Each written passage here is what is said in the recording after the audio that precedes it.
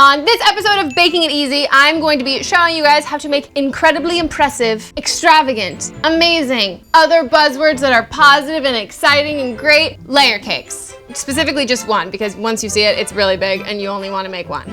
I'm going to show you guys how to take your cakes from this hot mess to this opposite of a hot mess. Welcome to Baking It Easy.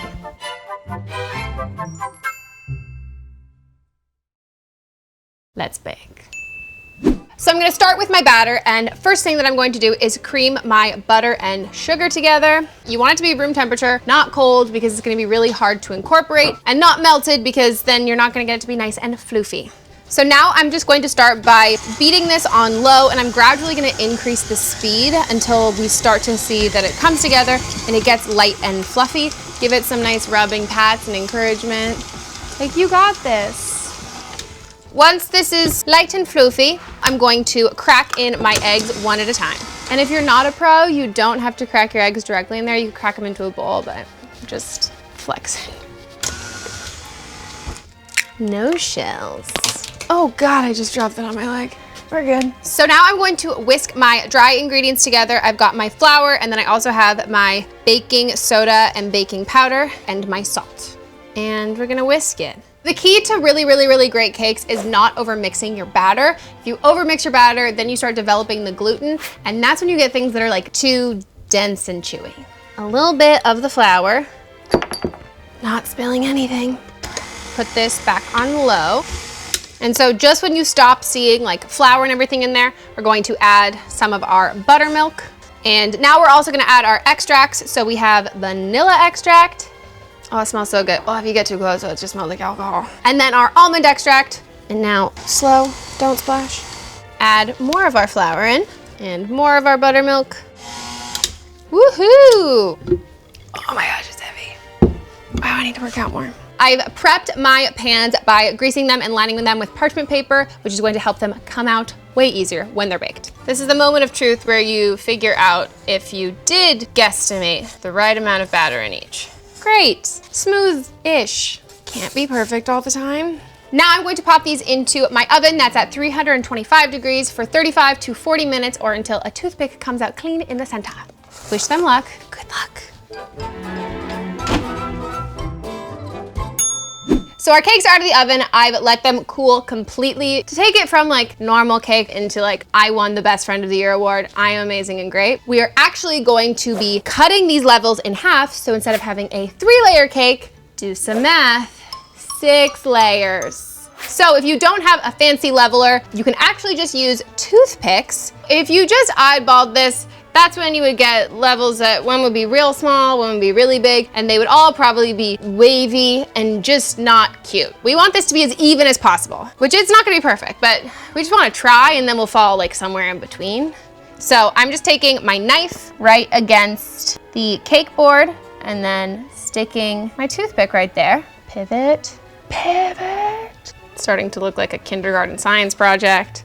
And now with the knife that is bigger than your cake, and potentially bigger than your face, I'm going to place my hand on top, and then using the toothpicks kind of as a guide, we're gonna slowly cut through.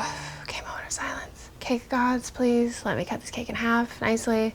Don't let it look really bad and ugly. Nice and slow. Is it going?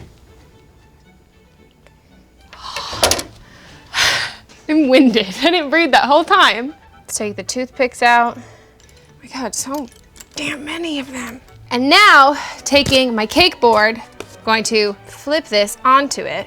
This one's definitely thicker than this one, but it's not that bad. They're sisters, not twins. People say that about eyebrows. It can be cakes. And now it's time to assemble. So because we've cut it into so many layers, once you cut into your cake and you have a nice slice, it's going to look so much more impressive and so pretty. Sorry to break it to you, you're gonna have to bake cakes for all of your friends for their birthdays and other exciting events, but they're all really gonna like you and be impressed with you.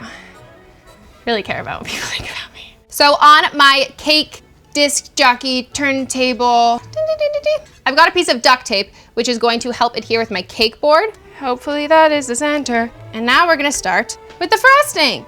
Okay, I usually go ugliest to cutest, so time to pick which one of you is ugly. Let's Definitely this one. Frosting can hide a multitude of mistakes, mostly ones involving your cake. I don't know about other parts of your life. I haven't tried it yet. But if you like take out a chunk of your cake, or you just gets all wobbly, or it baked a little bit weird, or even with some of my layers that aren't necessarily exactly the same size, you can just use a little extra frosting to scam your way to a nice, pretty, tall, even cake. And don't be afraid to get on the cake's level and be like, we got this, we're in it together, don't fail me now. Now it's our final layer. I'm going to actually, instead of doing the like crummy side, we're going to use this side as the top and gently layer down. And now we're gonna continue on with our crumb coat. And what we wanna do with a crumb coat is basically just use this frosting that we have here and then extra frosting to get a nice thin layer. So not our like full final coat, but just enough that we're gonna seal all of the crumbs in. Maybe that was too much. This is the part that stresses me out. Cakes can also smell fear, so try and hide it. Once this is all smooth, I'm going to piece out with this one and move on to a offset spatula. So now I'm going to take big old dollops and we're going to place those on the sides and really kind of press it in. And we just want to secure everything as like one big old cake. So once we have a relatively even coat all the way across, now we're going to take our scraper, and this is when we make sure it's really, really, really even. We're going to keep it level to the cake turner and just get it pretty close. Let it do most of the work. You want to move your cake and not the scraper because we want to keep this as still as we can because that's what's going to ensure it staying straight. Now it's time for the top. I'm going to switch to my offset spatula. And for this, we kind of just want to like push it in to level the top. So your crumb coat doesn't have to be perfect. Your cake can show through if you want. It can be a naked cake. My cake is fully clothed. It's time to pop it into the fridge. It's going to help with the structure. It's not going to be as wobbly because it'll be cold, and it'll help when you're decorating so you don't just smear everything together with the white frosting. Oh my gosh, it's so heavy. Do you see those biceps though? Can you look at those? Now we're on to the way less stressful part. It's decorating. Decorating is so much more fun than the rest of it. I'm gonna do kind of like a watercolor abstract art sort of thing, and I'm just gonna like place blobs everywhere, and then we're gonna like blend it all in, and it's gonna be like a sunset. You can do any colors you want. And this is just the exact same icing that I used for the white icing. I just added food coloring to it. Don't worry, I'm not just gonna leave it like this. This looks weird. Now, I'm gonna take my scraper again and just like a one smear around. Just gotta commit. Okay, she's real cute. She's like a sunset, like pastel. Looks like a screensaver, but like in a good way, you know? So now I have a piping bag, and this is fitted with a French tip. All I know about this tip is I think it's kind of the prettiest one, not to put them in competition with each other. So squeeze, there she is. Oh, you're ugly. Don't be, okay. Well, we'll put you in the bag. I think the key with piping bags is to like place it where you want to place it and then don't move it and just lift it up when you're ready. Otherwise you get that like weird thing that I did. So don't do that. Be more like these ones.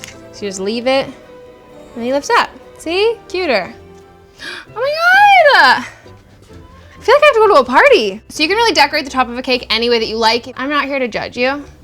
No, I'm not gonna judge you at all. But I like sprinkles because they're shiny and silver and cool and come on, it's like fairy princessy. I'm like, I don't wanna be a fairy princess. Wow, am I done? This is when the too much gene happens. Do I stop? There's so many other sprinkles. Should I stop? I feel like I should stop. I just keep putting more on. I should stop, right? Just a little more. Ah, I can't stop. I swear I'm gonna stop. Okay, I'm done. Here is my final cake. I think she is very, very beautiful. Nice to meet you, Cake. Cake the world. Hello. The tips to remember when you are making a layer cake is you want to make sure not to overmix your batter because then you'll end up with hockey pucks and not layer cakes. And if you want to really impress people, instead of having just regular 3 layers, slice those in half. Do 6. It's super easy and it looks incredibly impressive. And then making sure that you chill your crumb coat so you don't rip off all of the crumbs into your beautiful frosting, and you can have something just as pretty and magnificent as this. Aww. Angels saying, wow, so pretty. You will definitely impress all of your friends, but I do hope you have a lot of friends. This is a really, really, really big cake. We'll see you guys next time. Goodbye.